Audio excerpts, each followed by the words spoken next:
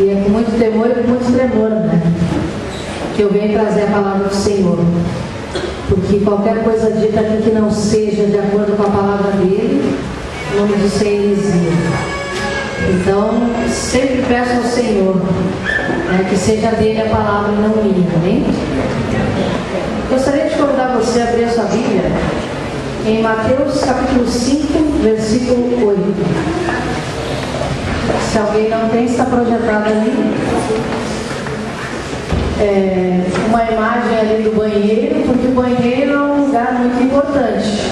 Eu já ouvi falar pessoas que disseram para mim que o lugar que mais gostava na sua casa era o banheiro. E tinha que ter um banheiro bem grande, né? Mas Deus, ele tem muitas coisas para nos ensinar através deste cômodo. Você pode ter certeza disso. Então a palavra de Deus nos diz em Mateus capítulo 5, versículo 8: bem-aventurados os puros de coração, pois verão a Deus. Bem-aventurados os puros de coração, pois verão a Deus. Amém. Então, como o pastor falou, hoje nós estamos, continuando essa série de mensagens, que foi falado aqui de alguns utensílios da casa. Primeiro a mesa, que a família requer mais mesa. Depois foi falado também, através do pastor Micael, que a família requer mais sofá, Depois o pastor Mateus também falou sobre a família requer mais quarto. Bem, então nós estamos chegando aí nas partes mais íntimas, e hoje o banheiro. O banheiro geralmente é um lugar onde nós usamos para fazer as nossas higienes pessoais, É um lugar onde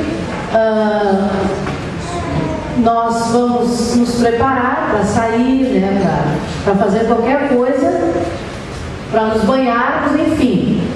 Este é o local onde nós temos que fazer a nossa higiene diária. No tempo dos judeus, no tempo dos hebreus, quando eles iam para vários lugares, andando por vários lugares, eles também tinham lugares onde eram específicos para a sua higiene pessoal. Inclusive tinham lugares até afastados de onde eles estavam. Deus se preocupou com os mínimos detalhes também na vida deles. Agora, algo interessante que nós vemos é que eles também Deus tinha uma preocupação em eles fazerem um ritual para tirarem toda a impureza para se achegar na presença de Deus. Então eles ministravam, os sacerdotes ministravam no santo lugar, para poder se purificar ali também e entrar no santíssimo lugar. Porque não poderia se achegar na presença de Deus se estivesse impuro. Então havia todo este ritual naquela época. E o Santo dos Santos, ou Santíssimo Lugar, é onde ficava a Arca da Aliança, que representava a presença de Deus. Pode passar para mim? Então, só para vocês terem uma ideia, ali é o lugar santo e o Santo dos Santos. Somente o sumo sacerdote poderia entrar no Santo dos Santos, ou no lugar santíssimo, porque ele já havia passado por esse processo de purificação todo, o ritual que havia, aspergindo sangue e tudo mais. Pode passar o próximo. E essa é a Arca da Aliança, lugar da presença de Deus. Mas isso era no Antigo Testamento. E no Antigo Testamento aconteciam as coisas que eram a sombra daquilo que haveria de acontecer no Novo. Ou seja, Jesus estava para vir, E todo o tabernáculo ele faz uma representação da preparação da vinda de Jesus. Mas hoje eu não quero me ater muito nisso. E quando nós tivermos a nossa EBD aí funcionando a 1000, nós vamos ter um curso sobre o tabernáculo. E se você quiser participar, vai ser uma bênção. Se você tiver interesse de aprender sobre isso, é uma bênção. Pode passar, por favor, sim. Então, o que Deus deseja para nós? Deus deseja que nós sejamos famílias cada dia mais puras, em meio a tantas malandragens que nós vemos por aí afora, a tantas jeitinho brasileiro, a tantas coisas que nós vemos, pessoas burlando o sistema para se darem bem, e muitas vezes nós fazemos isso sem perceber, e talvez estejamos dando um exemplo não muito interessante para a nossa família. Teve um dia que eu estava conversando com meu pai, e meu pai disse assim para mim: nossa, mas está muito ingênua. Eu disse: que bom, deve ser mais ainda. Quanto mais eu for ingênua, para mim, melhor. Porque em Romanos fala, né? Seja excelente para o bem, inocente para o mal. E nós, principalmente os homens, são os sacerdotes do lar. São aqueles que devem, em primeiro lugar, se purificar para dar um exemplo de pureza para a sua família e para os seus filhos. Mas não só os homens, mas toda a família. Porque em 1 Pedro 2,9 a palavra de Deus nos diz: vocês, porém, são geração eleita, sacerdócio real, nação santa, povo exclusivo de Deus, para anunciar as grandezas daquele que os chamou das trevas para a sua maravilhosa luz. Aleluia. Então nós somos sacerdócio real. Então todos nós temos que passar pela purificação. Nós temos que nos purificar. Nós temos que nos permitir que Deus faça uma purificação completa nas nossas vidas. Nós não podemos ficar estagnados no mesmo lugar, sem que nada mude na nossa vida e nós venhamos a aprender coisas que talvez não sejam coisas que vão edificar o nosso lar. O que nós vamos passar para os nossos filhos? O que nós vamos dizer para os nossos netos? Como nós vamos ser conhecidos? Aquele ali é malandro. Ou, aquele ali é muito puro, é inocente. Eu digo a vocês que é melhor ser conhecido como o puro e o inocente. Porque isso sim agrada o coração do Senhor. Agora, como vamos buscar essa pureza para as nossas famílias? E a primeira maneira, como vimos ali, é que precisamos banhar-nos na água pura. Olha o que diz em João 9,7. Então lhe disse: vá lavar-se no tanque de Siloé, que significa enviado. O homem foi, lavou-se e voltou vendo. Tanque de Siloé.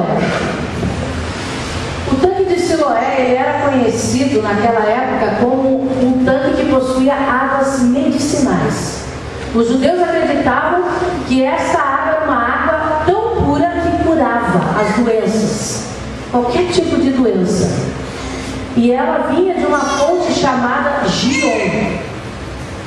E o significado, como vocês veem no nome enviado, que nós vimos ali, dado pelos judeus, foi justamente pelo fato dessa água ter sido enviada desta fonte de Gion.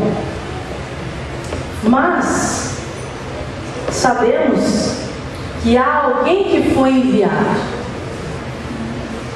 Há o enviado, aquele que pode realmente nos purificar e nos curar de todos os males e curar a nossa alma, que é Jesus Cristo. Amém.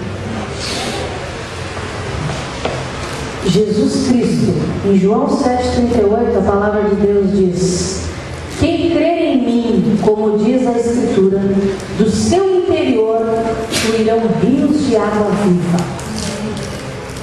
Rios de água viva. A morte já não existe mais. Fluirão rios de água viva. Jesus é a fonte de água viva. Ele é essa fonte. Então é nele que nós temos que nos banharmos todos os dias. Todos os dias. É através da presença dele é que nós vamos nos tornar cada vez mais puros. Sabe por quê? Porque a gente não aprende isso que não deve. Quando você busca o Senhor mais e mais na sua vida, a tendência é você ouvir mais e mais a voz dele. E a voz dele é que vai te guiar para aquilo que é puro, para aquilo que é saudável, para aquilo que ele quer fazer na sua vida. A cura dos males das nossas famílias está em todos nos tornarmos puros.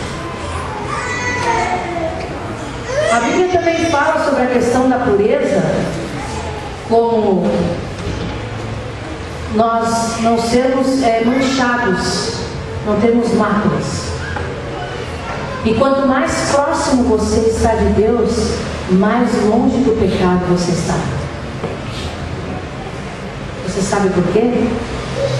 Porque você vai amar tanto a presença de Deus que você não vai querer fazer nada para que possa decepcionar. Você não vai querer pecar não por temor, mas por amor. Você não vai querer pecar porque você não vai querer desagradar aquele a quem você ama. E a pureza faz isso conosco. A fé produz um amor inestimável por Deus e pelo próximo, a tal ponto de esquecermos de nós e vermos Deus nos cuidando. Essa questão de você crer e fluir esse rio de água viva de dentro de você faz com que você comece a olhar para os outros e esqueça um pouco de você. Muitas vezes você chega para uma pessoa e pergunta: como é que você está? Essa pessoa: levando. Levando? Você crê em Jesus Cristo? Ah, sim, eu creio em Jesus Cristo. Então você não está levando, ele está te levando. E você não está levando porque Deus está com você. Isso é motivo de você estar muito bem. O fato de nós termos Jesus na nossa vida é um motivo de maior alegria da vida do cristão.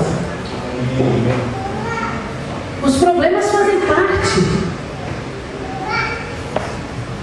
mas a alegria do Senhor é a nossa força. É a palavra de Deus que diz.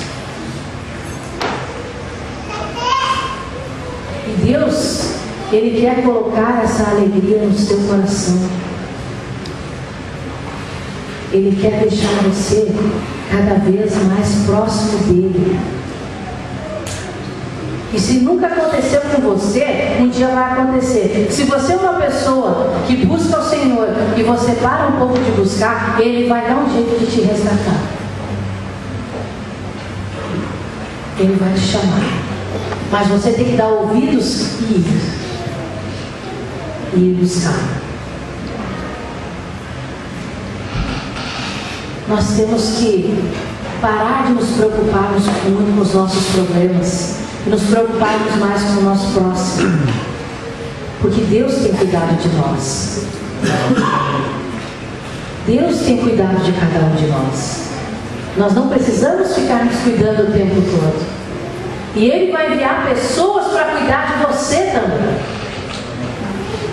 Ele vai levar pessoas para cuidar da sua família. Ele vai levantar pessoas que estarão orando por você, que estarão junto de você, ajudando você na sua dificuldade.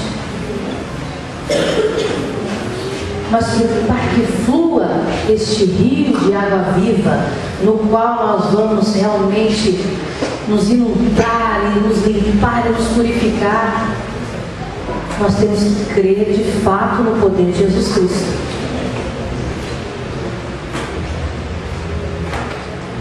Eu conheço pessoas, eu já conversei em alguns lugares por aí, que dizem que creem em Jesus Cristo, vão à igreja todo domingo, mas não tem um momento com Ele durante a semana. Vivem como se Jesus não existisse.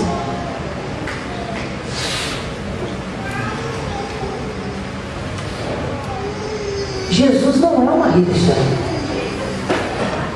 Jesus é a própria vida.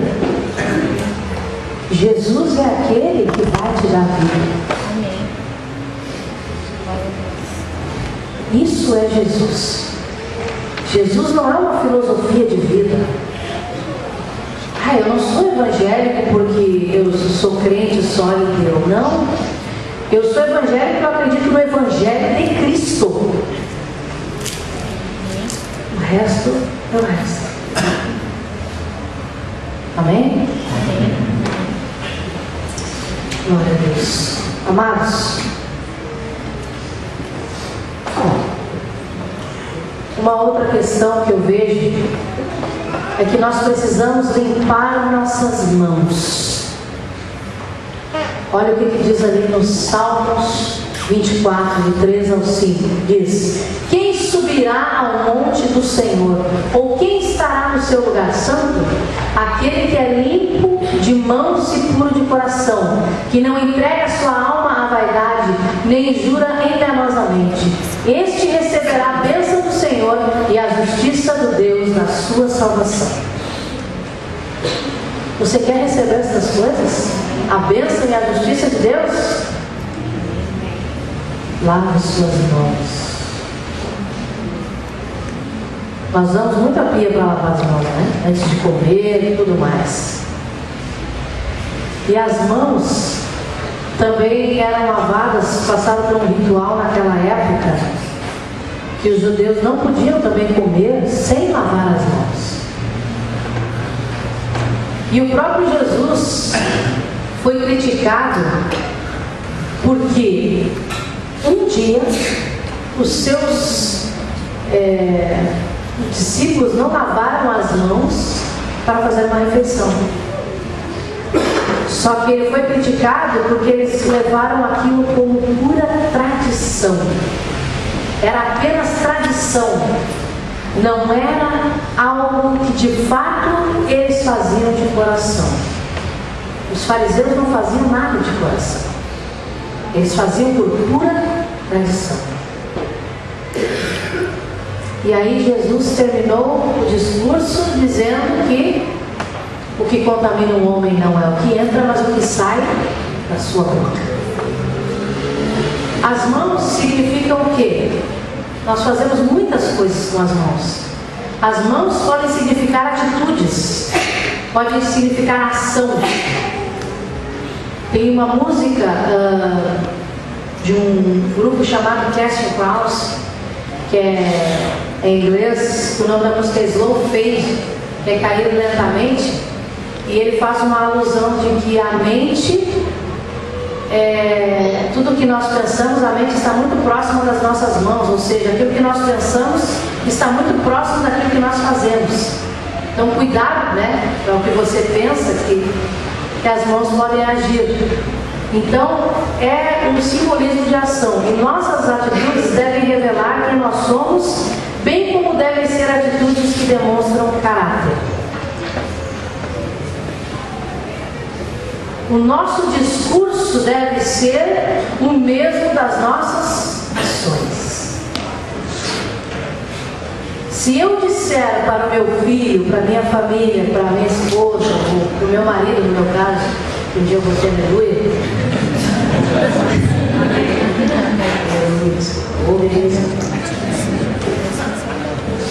se você disser para ele não minta e você mentir, não está condizendo o seu discurso com a sua ação. Sabe aquelas mentirinhas brancas? Vocês já ouviram falar em mentirinhas brancas? Eu acho interessante o pessoal falar sobre mentirinha branca, porque a mentirinha branca é aquela que eles dizem que é inofensiva. Ou seja, diz que eu não estou em casa. Se é cobrança, diz que eu não estou. Toca o telefone, diz que eu não estou. Mas a mentira é mentira. Não existe mentirinha branca. E aí é isso que os nossos filhos estão aprendendo. Alô? Ô, mãe, pai, a cobrança lá. Você não foi. Isso é muito chato. Diga, olha, eu não tenho dinheiro agora. Quando eu puder, eu pago. Mas fale a verdade. Fale a verdade. Se eu digo para o meu filho, não faça tal coisa, e eu faço, aí eu já ouvi uma frase também de pais que diziam: faça o que eu digo, mas não faça o que eu faço. Isso não funciona. Isso não funciona, nunca funcionou e nem vai funcionar. Os filhos vão seguir o exemplo dos pais. Não adianta. Não adianta. Isso é fato. E o pior, se é o marido que faz, a mulher ainda vai cobrar ele na frente das crianças. E se é a mulher que faz, o marido vai cobrar na frente das crianças. E aí está feito forrobodó. Aí está feita a bagunça. Então nós temos que ser pessoas de caráter. Nós temos que ser pessoas que agimos conforme o que falamos. Isto é ter caráter. Isto é ter caráter. Mas também, por outro lado, nós não podemos fazer como Pilatos fez, que lavou suas mãos diante de uma decisão importante. Essa expressão, eu lavo minhas mãos, veio justamente dessa situação aonde Jesus foi levado, perante Pilatos, e Pilatos disse: olha, eu lavo minhas mãos. E ele literalmente lavou as mãos, ou seja, ele não quis julgar a situação. E muitas vezes nós ficamos indiferentes ao problema da nossa família. Lavar as mãos é se tornar indiferente aos problemas da nossa família, incluindo também a grande família de Cristo. Eu já tenho meus problemas, eu não quero me envolver com o problema do irmão fulano, da irmã ciclana.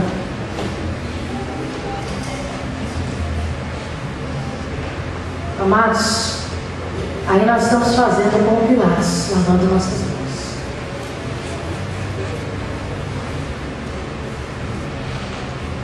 Deus nos chamou para demonstrar o amor dele a todos. Ele nos chamou para olharmos para a necessidade do outro. Não é à toa que a parábola do bom samaritano está na Bíblia, aonde muitos simplesmente passam sem perceber a dificuldade do seu próximo. Eu não estou falando de dificuldade material só. Muitas vezes você vai olhar para o lado e vai ver alguém precisando de um abraço. Ou então alguém que precisa só que você fique ali emprestando seu ouvido para a pessoa falar. E isso não é trabalho só do pastor, não. Isso aí é uns com os outros. Isso é trabalho de todo cristão. Eu tenho certeza que Deus vai cuidar direitinho de você quando você começar a cuidar da sua família e da sua grande família. Você pode ter certeza disso. Experiência própria. Eu digo isso por experiência própria. Deus tem cuidado de mim enquanto eu cuido de outros. E a cada dia mais eu fico mais maravilhada com esse Deus. Porque a própria palavra diz: Ele tem cuidado de nós. Então não se preocupe, que Deus tem cuidado de você. Deixa Deus te usar para cuidar de outros. Ele vai enviar pessoas para cuidar de você. Amém? Amém. Uma outra coisa que eu vejo, agora vocês vão dar risada, eu acho. Precisamos deixar toda a impureza e ir embora. Fazer um download. Diz assim a palavra do Senhor: portanto, livrem-se de toda impureza moral e da maldade que prevalece, e aceitem humildemente a palavra implantada em vocês, a qual é poderosa para salvá-los. A palavra de Deus implantada em nós. Amados, de acordo com o dicionário da língua portuguesa, impureza significa contaminação, sujeira. Quando analisamos a palavra no seu original, observamos o seguinte: no grego é akatarsia, que quer dizer literalmente impureza, imundícia. Imundícia. Impureza, sujeira, é escória, é o que atrapalha, é o que está destoando do conjunto. É como se fosse um feijão no meio de muito arroz. Se for cozinhar junto, não dá certo. Apesar de que eu já vi gente que fez prato assim. Mas você vai notar ali que no meio daquele arroz está aquele feijãozinho, né? Aí você vai achar: opa, não é? Aquilo ali não era para estar ali. E de fato, a sujeira não é para estar em nós, ela é para ser, para ir embora. A impureza tem que sair de nós. E a Bíblia fala de vários tipos de impurezas, mas principalmente da impureza moral e da impureza sexual.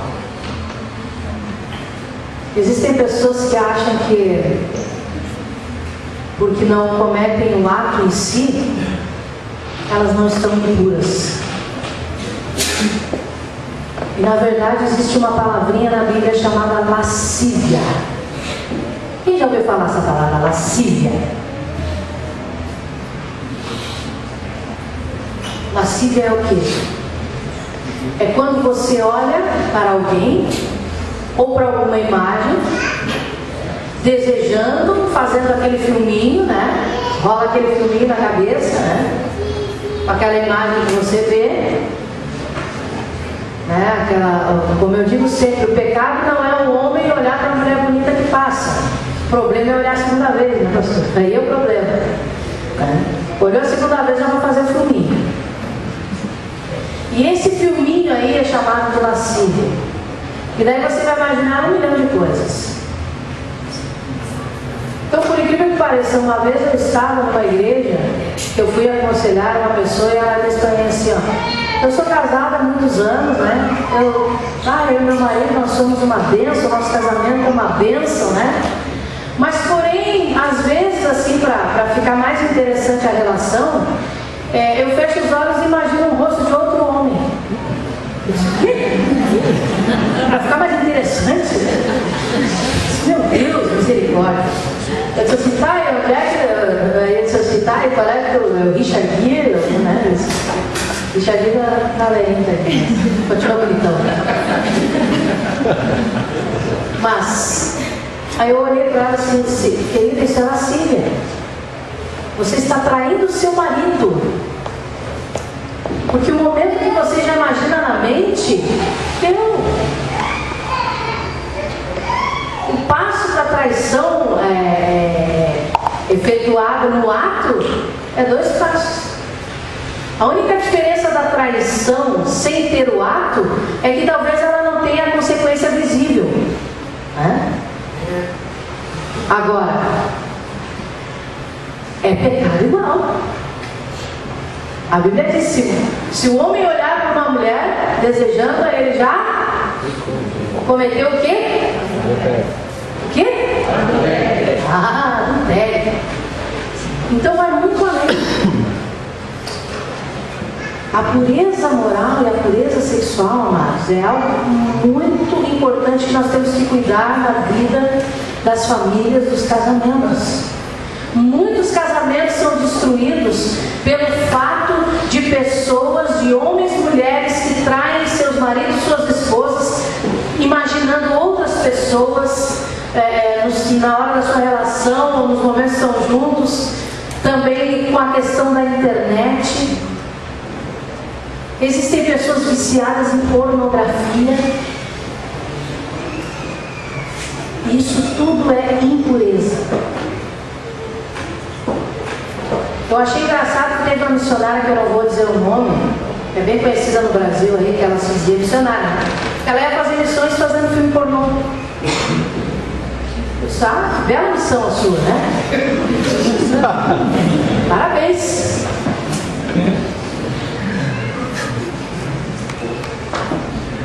Gente, sem noção. Eu não sou nem de falar a respeito disso. E disse que o pastor estava vendendo os DVD para ajudar em missões. Oh, glória, né? Está amarrado em nome de Jesus. Que coisa de louco. Mas, gente, é triste isso. É muito triste. Eu digo para você, para quem viu aquele filme A Prova de Fogo, é um filme excelente para casais. Quem ainda não viu, o casal que não viu, veja. É um filme maravilhoso. O cara destruiu o computador dele. E a Bíblia fala que se o teu olho te fizer pecar, arranca ele fora. Que é melhor entrar no reino sem um olho, né? Do que com os dois no inferno. E eu digo para você, Deus tem nos chamado para sermos puros. Nós temos que ser o exemplo para esse mundo pervertido. Nós temos que ser testemunhas de que o Senhor é santo e Ele requer de nós santidade. Porque a Bíblia diz que quem não for santo não verá a Deus. Sem santidade ninguém verá a Deus. Você quer ver Deus? Você quer estar cada dia mais intimamente relacionado com Ele? Torne-se puro. Livre-se de toda a impureza.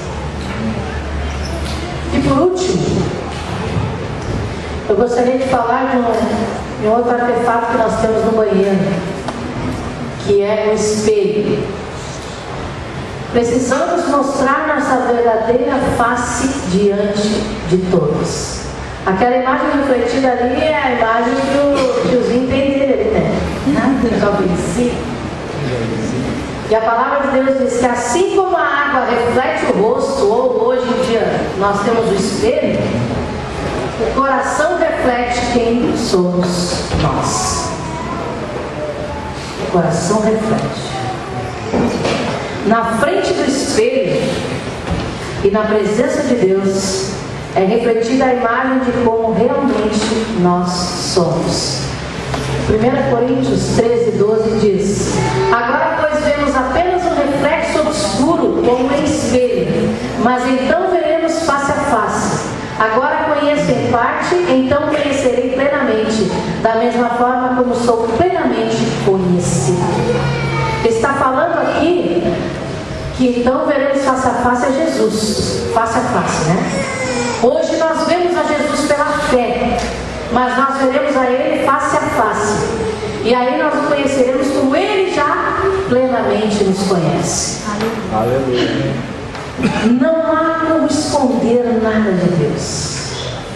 Você pode vir para o culto domingo, colocar sua máscara de santidade, mas a verdade é que Jesus sabe a sua verdadeira face. Não adianta mais. O que você é o que você vê no espelho e é o que é te mostrado na presença de Deus. Este é você. Integridade significa ser inteiro, ou seja, nos mostrarmos por inteiro quem realmente nós somos. Eu sou a mesma pessoa onde quer que eu ande, cheia de defeito. Eu acho que eu sou. Agora, existe uma diferença entre nós sabermos nos portar em ambientes, que é uma diferença, e nós sermos íntegros. Deus tem nos chamado para sermos íntegros. Íntegros. Então não adianta eu chegar e dizer, olha, eu sou assim, eu sou assado, e fazer um discurso muito bonito, né? E a pessoa vai olhar a minha vida, meu Deus, mas em casa xinga, briga, fala palavrão, fala tudo, bate no cachorro, bate na mulher, bate nos filhos, espanca todo mundo. Mas na igreja, aleluia, glória a Deus, né? Louvado seja o nome do Senhor. E em casa, não sei o que, né?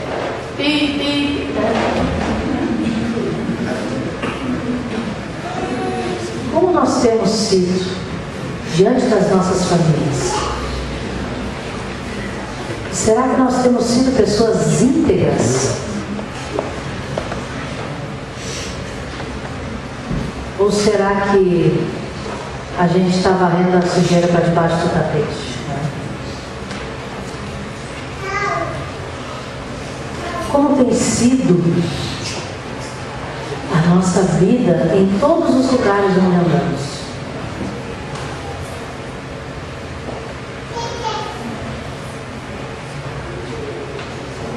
Muitas pessoas às vezes me dizem, fulano em casa é uma coisa, mas na igreja é outra. Isso já foi falado muitas vezes aqui em culto. Eu já ouvi isso milhares de vezes. Mas parece que as pessoas ainda não entenderam isso. Porque se Deus manda falar um monte de vezes é porque ainda tem problema com isso. Eu não digo que Deus fala conosco o tempo todo.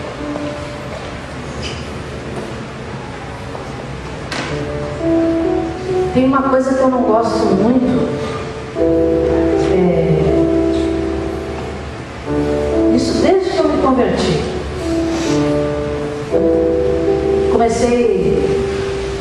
Quando eu comecei no louvor, eu tocava bateria, né? Tentava, né? Era ruim, e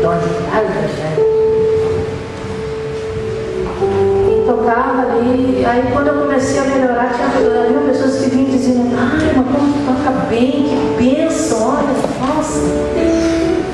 Eu não gostava muito de elogio. Até hoje eu não gosto muito. Sabe por quê? Porque eu vejo, sempre eu olho para mim como uma pessoa que Deus ainda tem muito que purificar. Então as pessoas dizem, tu é bênção. Eu disse, amém, mas sabe, às vezes eu me sinto como se eu ainda não fosse bênção quanto deveria ser. Eu me coloco na presença de Jesus e digo para Ele, Senhor, me limpa, me purifica. Eu preciso disso na minha vida. Parece que eu nunca estou satisfeita com a presença de Deus na minha vida, com o que Ele tem feito, mas no sentido de que eu não acho que eu mereço isso. E de fato nós não merecemos mesmo. E eu tenho me colocado diante de Deus e digo, Senhor, eu quero a tua presença e o que vier, Aleluia. O que vier.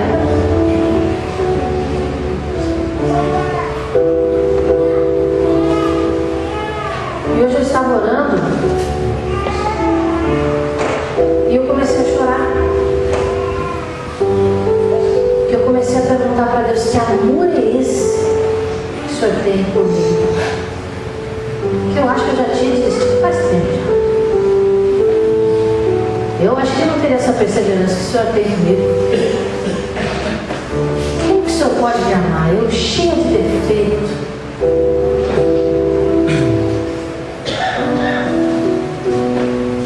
E aí Ele disse, pois é quando tu tá assim fraca que tu fica forte.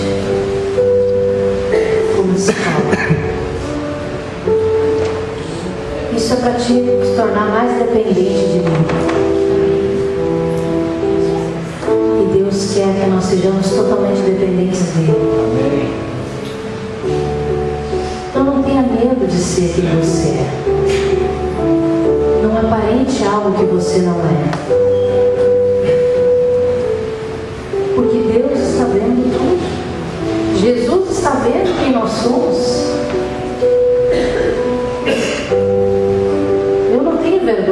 dizer que eu sou uma pessoa cheia de defeitos, porque eu sou. Porque Deus sabe.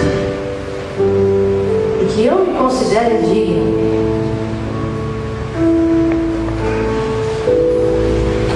Mas se ele usou até uma mula para falar, não, Isaías?